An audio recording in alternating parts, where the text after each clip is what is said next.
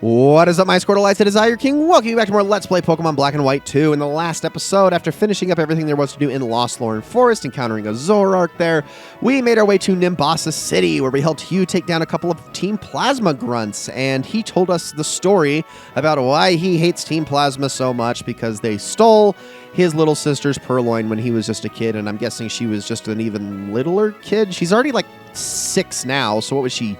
Literally a toddler back when that happened? I don't know. It was whatever. I'm not going to read into the timeline too much. Anyway, we're here on Route 5, and we got to learn about hidden grottos thanks to Bianca's help while we were here, when we first got here, excuse me. And we also talked about the item maniac that is here in the trailer. Now, as we make our way through here, we are just going to be battling trainers, grabbing items and whatnot, and then we're going to be heading on to Driftveil Drawbridge to obviously go off to Driftveil City, of which there is a bunch of things going on there that we're going to go over. But for right now, we're just going to be doing some battles. We got Kamina here. Kamina's going to be doing most of the work for a little while, specifically with her echoed voice, because I don't really have a super reliable move otherwise, aside from Volt Switch in certain situations. I mean, I can try it right now, but I don't know if it's going to knock this Scraggy out immediately. Let's see. If it does, it does. That's great. I just don't want to be switching yet. See. That's why I don't like using Volt Switch too much when it's the only electric move that she has available. But screw it, let's switch to Farina, and I guess she can get a little bit more experience, or he can get a little bit more experience out of it. Even though this headbutt is going to hurt, because Scraggy actually hurts a lot. I'll just use Bulldoze, because it's the most reliable move here. This Brick Break ain't going to feel good. Yeah, Farina is still just not cut out for fighting. This is why he has the experience share. But there we go. All that for a measly amount of experience. Whatever. I'm not going to worry about it too much. All right. We got, a lot of people to fight here. We got a guitarist. Hum fiercely my battle song. Battle fiercely my Pokemon. Now, this trainer is actually a little bit special because you're actually going to get a reward for battling him. It's nothing super great. It's just a prop, but we'll still take it. We've got a Maractus here. And actually, this is a perfect opportunity for me to use my very seldomly used Pin Missile. One of the worst unique moves. Like, I get the idea, the concept behind it. It's like, oh, Jolteon's spiny, so we can give it a spiny move. Isn't that kind of cool? Although this Needle Arm is going to hurt so much that maybe I'm not even going to get to use this. Let's use... Can I get away? I'm just going to use a Soda Pop here. Yeah, freaking... It's like, it's a cute idea, but you didn't build Jolteon around physical attacks, and you always make Pin Missile physical, so what's the point? I don't really... Dude, can we stop missing? Oh my gosh, it's like, this move sucks. I hate Pin Missile. I really... If this is not on a Beedrill, I don't want it. It's such a bad move otherwise, and even on Beedrill, it's just kind of like, okay. It goes away the second you get Twineedle, so who even cares? Look at that. That damage is just pathetic. Even with the super effectiveness, not my favorite. Okay, I'm going to bite here, see if I can get a flinch, and then if that gives a flinch... Okay, well, not enough. Because I can't really Volt Switch this thing. Guess I'm going to have... You know what? Let's just do it. Screw it. I'll Volt Switch, and then I'll go on over to Challenger, I guess, and he can finish this thing off. Why not? Ay. Yeah, I hate Pin Missile, man. I really hate that. That's like this is one of Jolteon, and then double kick too. What? This is like my main beef with Jolteon is that 2 of its signature moves are super counterintuitive and aren't even all that strong. Really frustrates me that that's on its learn set when every other Pokemon has great ones. Like, okay, Vaporeon gets missed, which is like whatever, but freaking Acid Armor is a great move. And then Flareon just kind of gets things that spec into it anyway. And because it's such a great physical attacker, all of its normal moves that it learns are already great as is. So it's like, I don't know. It's a great Pokemon. Actually, well, let me heal first. Especially because we're about to get into an area where I am definitely going to want to have my Pokemon healed up to actually battle. At least the first 3. Okay, let's turn that dowsing machine back on and grab whatever this is that's in the middle of the concrete pad. Hyper Potion. I will take that. Thank you very much. And I think that might be it for this area. You got anything? Drawbridge goes up when a ship needs to pass. Then the Pokemon that are resting on the bridge fly all the way at once. Okay. What about you 2? No, I don't need that. There we go. Okay, we got a double battle here. After watching a football game, we want to get rowdy ourselves. Also, it looks like there's a path down on the bottom side of this route that I should probably go and check out as well. So I'll have to do that before we go and see all the commotion up above. We got cheerleaders here. So let's take a look. Minccino. Not going to be too difficult to deal with, I think. I'm, again, going to try to avoid using... here's what I'll do. I'll just single out one at a time. But yeah, I'm going to try to avoid using Volt Switch at all costs. I would very much like to get Charge Beam on Kamina, but I don't think I'm going to be able to even get that until we get to Chargestone Cave, unfortunately. So Farina's now level 32. That's great. That's awesome. Very happy to see it. 2 more levels, and I'm willing to use a rare candy. So we'll take that. Awesome. So there's an item that, like, I really was... Well, honestly, the best thing that you can give your Jolteon in the world is an air balloon, if you can get a hold of it, which I think I've already grabbed one, or I've had a chance to grab one already, and I just didn't. The only problem with the air balloons is that Generation 5 was the first time where they introduced held items that actually go away after a single use, but this is obviously not a problem in competitive, where none of that stuff is saved, and then the item replenishes, so you can use it almost infinitely, and that knocks out its one weakness. But unfortunately, when you're playing through the main game, if you lose an item like that, if that air balloon pops after one hit, it's gone, and you're not getting it back. And air balloons are not exactly easy or cheap to come by under other normal means, so just FYI. All right, let's talk to you. You have 4 gym badges. You might be able to defeat Charles. Please beat him for me. Sure. I'm a heartbreaker. My name? Charles. I wanted to get the attention of a girl I like, so I mastered a new style of Pokemon battling called Triple Battle. Want to learn about it? Yes! In Triple Battles, you send out 3 Pokemon at a time at battle. The rules are simple. Just make all your opponent's Pokemon fate. And that's a rough explanation of Triple Battles. I'm a heartbreaker. My name? Charles. Hey, if you're a trainer, how about a Triple Battle? Yes. Got a good attitude, don't you? I'm a heartbreaker. My name? Charles. I'm always at full throttle. All right, let's do this thing. Triple battle time. So we get a little bit of a, this is, well, a non-optional look at triple battles, but triple battles are pretty simple. So you obviously, same as double battles, you have all your Pokemon select a move, except you can also have them switch places because they cannot exactly reach each other. For instance, Braviary can hit all 3 right now, but Kamina can only hit the left and middle Pokemon, while Tomoe can only hit the right and middle Pokemon. So we're going to want to pick our battles wisely here. What I'm going to do is I'm actually going to use a Bite on Sigilyph. I am going to also use Aerial Ace on Sigilyph, and then I am going to use a Water Pulse on Turtawuga, assuming it doesn't have Water Absorb, which I don't think it can. Wide Guard. I don't like that. So Wide Guard protects the foe's team. This only protects it from moves that are supposed to hit everyone, so like a Surf, for instance. That would be what that's mainly for. And gosh dang it with the frickin' Light Screen. That's not fun at all. And Archon is going to use Agility here. That's okay. I'm so tempted to use Volt Switch right now, but I don't want to do it. I want to end the fight with it. I don't want to do it early on in the fight because I want community to get as much as possible. And wow, that critical hit completely negated everything else. Okay, I will definitely use Volt Switch on the next turn as Challenger heals up. Leftovers was definitely the call on Challenger, gotta say. So let's Volt Switch Archon. Let's Aerial Ace Archon, just in case it survives. And let's Razor Shell Sigilyph. And then I think we will be good. Quick Guard. This is only for priority moves, and we don't obviously have any right now, so if I'd used Quick Attack, that would have stopped that, but it is not something I decided to use, so we are good. Down goes Archon. And Kamina went back to May. That's okay. I will live with that. Because is he going to switch? Is she going to switch immediately? Oh, she is. Crap. Yeah, we'll just put Farina out there. Why not? He can get a little bit more experience out of the Sigilyph. Sure. Psybeam. All right, Tomoe, come on. Fight through it and just take the Sigilyph out. Or maybe Challenger can do it first. Yeah, there we go. Light Screen can't protect you from that one. More experience, more experience, more experience. Beautiful. I'm a heartbreaker. My name? Charles. This guy. Sheesh, that's embarrassing. Getting schooled when I was planning to teach. Still, you have potential. You have to understand your Pokemon to win in a triple battle. I'm a heartbreaker. My name? Charles. Riding a bike and becoming the wind fits a bad boy like me. I love Charles. He's like my favorite character in the entire Pokemon universe. You were great. Charles, too. He was great to some extent, I guess. 3 Pokemon. Love. Good, good, good. That's a lot of weird things to just randomly shout after that's over, but okay. Everybody scatters, and off to the bridge we go. Don't have to wait for it to lower this time. We can just get out of here. So, sometimes above the bridge, you can see the shadows of bird Pokemon, right? The feathers drift to the ground here. When you try to pick them up, occasionally you run into Pokemon. So we get a Fun Fest mission here, and then like he said, you will get shadows that are going to appear on the bridge as you walk past it. You will get feathers. Feathers are much reduced power versions of vitamins. So while a vitamin raises the effort value of a Pokemon by 10, wings only raise it by 1. So you're going to need to get a lot of these for these to be worth it. These are not something that is worth farming. I promise you that. They're just kind of a little bit of a supplemental thing. They're there. They exist. I personally never really bothered with them because a single effort value just doesn't really do a lot of good.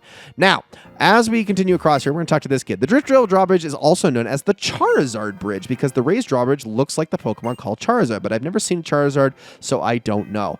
If you have a Charizard, which you wouldn't unless you have the national dex, you can show it to this kid right here, and he will give you a heal powder for your troubles. Whoop-de-doo. Who cares? It's just a little extra little side quest, I guess, that you can do should you ever bring a Charizard into this game. Heal powder. Is it really worth it? Not particularly, but okay, welcome to Driftveil City, everybody. And Driftveil City might be one of the most changed places in the entire game from how you remember it the first time around. Let's take a look at this sign here, and it says, "Welcome to Driftveil City." That's it? You're not going to tell me about this sculpture? Okay, let's go on into the city and... Oh, hold on. Come on, let's have some fun stealing Pokemon together like we did before. I can't. I've learned the hard way that stealing from others is wrong. Oh, come on. It's too late to start acting like all goody two-shoes now. People just don't understand our cause. Don't they call you a villain who is plotting world domination? Even though you quit Team Plasma, people are still really cold to you, right? So you might as well just come steal Pokemon with us and take over the world. Pokemon who are mean to you now will be groveling at your feet and saying how great you are. I can't. My Lord N will be sad. I can't do that to him. N? Team Plasma's king? What a joke. He's nothing more than a traitor. He disappeared somewhere and abandoned us when we needed him. Uh-oh, what's going on here? Oh, Hugh's here. Start talking, you Team Plasma trash. Ow, you're going to pay for that. Oh, yeah, I almost forgot. I'm not supposed to cause you any trouble. I'll get you next time. You're not getting away. I'm okay. You know, we were friends when we were both in Team Plasma, but 2 years ago, Team Plasma split into a group that follows Lord N, who just wants to save Pokemon, and a group that follows Getzes, who plans to take over the world. You can hear the rest of the story in our home. It's on that little hill next to the Pokemon gym. Okay. I guess we can go learn about that a little bit later, but this is a little bit of an interesting plot point that we can get into in due time. But yeah, welcome to Driftveil City, everybody. Okay, there is a lot to cover in this place, too, almost just as much as Nimbasa. And we're going to get started on that immediately. That is Charles right up there, I do believe. I talked to you, Lead, for the Pokemon League is extremely tough. I can hear you can't battle them unless you have 8 gym badges. Okay, cool. This is the market, which has a whole bunch of shops in here. Sorry, I'm all sold out. That Charles guy bought everything. What? That sucks. What do you got? There must be a convenient town here where everything is imported and everything is available. You know, I don't think I actually need the dowsing machine much in this city, but whatever. Medicinal herbs imported from another region work very well, but Pokemon didn't like them because they taste bitter. That's because herbs, while they have a nice effect, and even revival herbs are basically max revives, they do lower the happiness. And here's the heal powder that kid gives you. Yeah, it's basically just a full heal. That also lowers friendship. Why would you want that? You don't. Okay, seasonal vegetables is fun. Okay, not who I want to talk to. You. Glad you came. You want something good? Then show me a Pokemon level 30 or more. After you're great, take this. We get ourselves an Expert Belt, which is a held item that increases the damage of super effective type moves. Get good at Expert Belts. If a Pokemon has an Expert Belt, power of its moves is slightly boosted when they are super effective. Yep, we get it. I'm actually going to use that on one of my team members a little bit later once I round out their moveset more. Talk to you. Used to be part of Team Plasma. I have various kinds of incense. Okay, got a bunch of incenses here. Odd incenses for Psychic type. Sea incenses for water type. These are the same effects as things like Mystic Water, Soft Sand, etc., etc. But for some reason, you only have certain types that apply to incenses. So Grass type, Water type again, Rock type. And then you have a few other different incenses. These have extra effects, or different effects beyond that. So Pure Incense keeps wild Pokemon away. It basically just halves the encounter rate inside grass. It's not a repel. It's not the same thing, so don't think you're going to avoid all battles here. Luck Incense doubles the prize money. Same thing as an amulet coin. Lax Incense. The tricky aroma of this incense may make attacks miss the holder. Same effect as the Bright Powder. And then the Full Incense makes the holder bloated and slow moving, which can be useful for certain moves depending on how you want to set things up, and can also be useful in Trick Room teams if you happen to have a very fast Pokemon in there. Now, here we can buy a bunch of Moo Moo Milks, and I am going to start gathering a ton of these because this is the most cost-effective health item that you can possibly get. At this time, much like vending machines, why would you ever actually buy potions or super potions? The only thing that is going to usurp these later is going to be hyper potions. Goods carried away from your Driftveil arrive in a town somewhere else. Yeah, the world is connected. Yes. So Driftveil is a shipping town, a port town, and as is the case in most towns or most areas that have high amounts of commerce, Driftveil has gotten really ritzy, really rich, really fast. And here there are a number of hotels that we are going to be exploring. Let's talk to the receptionist. I'll go to the Driftveil Luxury Suites. I'm so sorry, but we're full. Please enjoy our lobby. Well, I can go upstairs at the very least, can't I? So where you like to go to? I'm going to go to the 19th floor. There's items all over the place in here, so I want to take a look at these. There actually might not be anything in this floor, but there is definitely on the next floor above. Let's see. We're just going to talk to everybody. Gym leader in Nimbasa City at least has a shockingly packed schedule. Ha! Shockingly packed. And I guess she doubled down on the pun on the next line anyway, but whatever. 3 years ago, Team Plasma taught me into letting my dear Pokemon go. Ever since, I've been staying in hotels as I please. To be honest, I feel lonely, but it's a good thing not to have a Pokemon who will be left behind and feel sad after I pass away. Oh, man, dude, that's depressing. I think that same guy is here in the first game, but then he says it was only 1 year ago, which, I mean, it tracks. So that's kind of funny, but also horribly, horribly depressing. Unexpected guest, this is a gift for such a person, and we get ourselves an Everstone, which is a held item that prevents Pokemon from evolving as long as they have them. You don't even have to mash B when the evolution screen happens. It just stops it entirely. So let's go. Hey, Stunfisk Panfor, my dear precious Pokemon, kick back and relax today. Aw, this is a really nice room. My goodness. Look at this place. That is a sweet. Luxury is correct. So each of these hotels have things in them.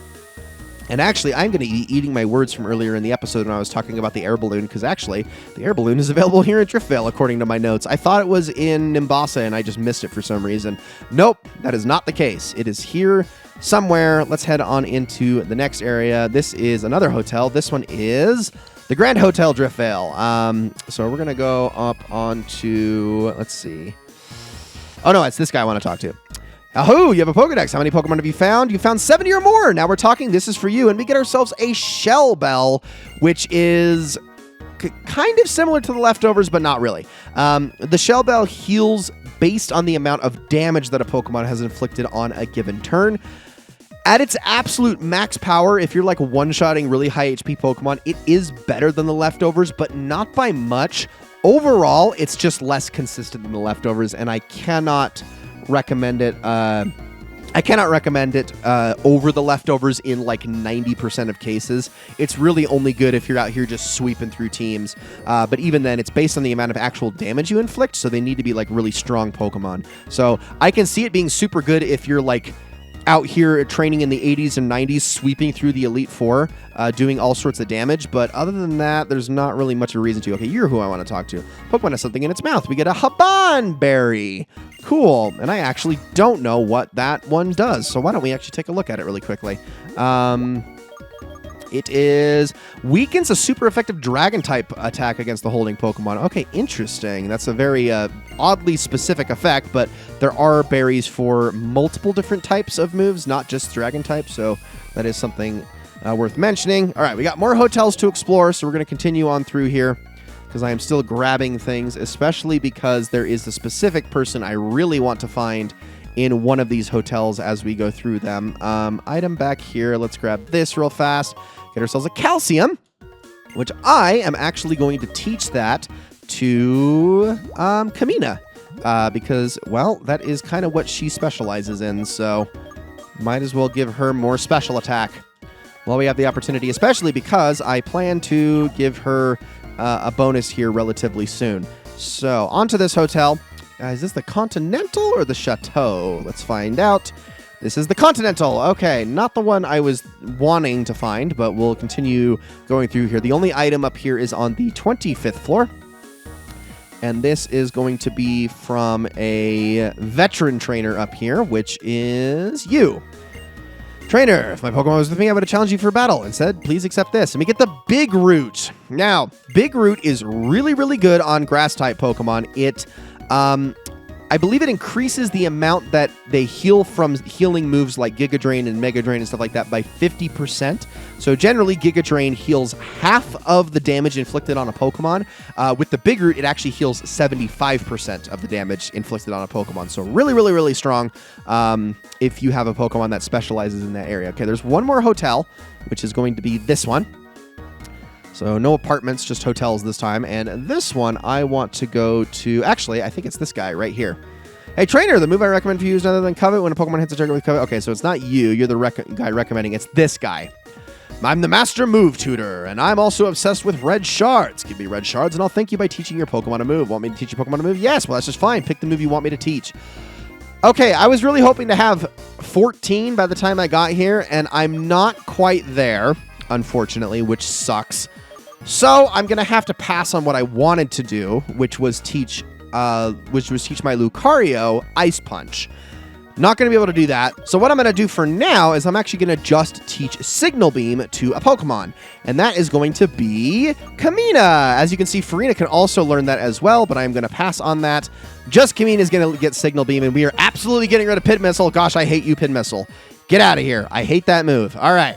Awesome. So I am exactly one red shard away from being able to get Ice Beam. I'm going to see if I can track it down. Chargestone Cave would be the place to go grab it. We're not too far away from being able to go there, so that's good at least. Now we're going to head to the 25th floor and get our last item in here. But yes, Signal Beam for Kamina. Now she can do even more than just standard electric attacks and also Echoed Voice. So we're going to talk to this guy. Give us an air balloon. Like I said before, this is a consumable move, but as long as the Pokemon has it, it can't get hurt by ground-type moves, but if it takes any damage, the air balloon pops and it's gone forever, which kind of sucks. So it is a competitive-only held item. I would not recommend using it for anything else unless you want to lose your air balloon, which can only be bought with battle points, and that is just so not worth it if you can get an air balloon this way. Don't spend your battle points on that. Okay, I'm going to head this way. There it is. I wanted to go in here because we're going to get a TM, which is Embargo. Prevents Pokemon from using held items at any time in a battle. So we're going to go this way, and I think I'm going to talk to Charles really quick, see if he has anything to say. I'm a Heartbreaker. My name, Charles. I want to get the attention of rotation battle. Okay.